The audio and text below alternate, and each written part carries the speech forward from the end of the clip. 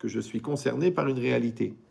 Donc, quand on est deux dans une réalité, parce que le premier symptôme de l'immaturité, c'est de transférer le problème chez l'autre. C'est la base chez les animaux, chez les gens qui ne sont pas évolués. Donc, quand quelqu'un a un problème, elle dit c'est de ta faute, c'est à cause de toi. Ouais, c'est à cause de tes parents, c'est à cause de ta race, c'est à cause de ton sexe, c'est à cause de... Bon. Alors qu'en vérité, si on croit en Dieu, encore une fois, c'est très très important, on sait que si on est dans une réalité, on va dire, de 100%, et qu'on est seul, donc on est concerné à 100% par 100% de la réalité. Ça va? Vous me dites si ça va trop vite. Ouais. Mais si on est deux, on est concerné à 100% par 50% de la réalité. Donc je ne peux pas dire, je ne suis pas concerné, c'est toi la folle, c'est toi le fou. Ça ne marche pas. Parce que le bon Dieu va créer une situation qui ne sert à rien, qui me sert à rien. Et chaque situation que je vais vivre dans ma vie, elle est déjà préprogrammée par rapport au travail qu'elle peut me donner en tant qu'opportunité d'évolution. Vous allez dire, le libre arbitre, non, ça n'a rien à voir. Le libre arbitre, c'est qu'est-ce que tu vas faire avec la situation. Mais la situation, elle est programmée.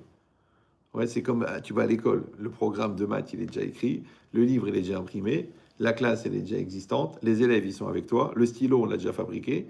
Et la question, elle est, est-ce que tu vas être un bon élève ou un mauvais élève? Maintenant, les gens, ils se bagarrent sur le stylo. Ouais, moi, je voulais un autre stylo. Moi, j'aurais préféré être dans une autre école. Là, c'est trop religieux, c'est pas religieux. C'est pas intéressant. Parce que le problème, c'est qu'est-ce que tu vas faire avec. D'accord? Bon, pour l'instant, c'est ton mari. D'accord? Tu peux dire, oui, mais c'est pas ça, c'est parce que je voulais, on s'est marié trop vite, je n'ai pas réfléchi. Bon, et puis elle m'a fait le coup de la panne, elle m'a dit qu'elle était enceinte, enfin, c'était de l'aérophagie. Tu peux inventer tous les prétextes pour ne pas aller au rendez-vous de la vie. Mais la vie, c'est une série de rendez-vous. Un enfant, c'est un rendez-vous. Ouais. Donc on a dit tout ce que tu n'as pas finalisé en tant que célibataire, tu l'épouses. Mais en vérité, quand tu l'épouses, c'est une deuxième chance de finaliser ta silhouette psychologique, spirituelle et intellectuelle. Vous me suivez ou non?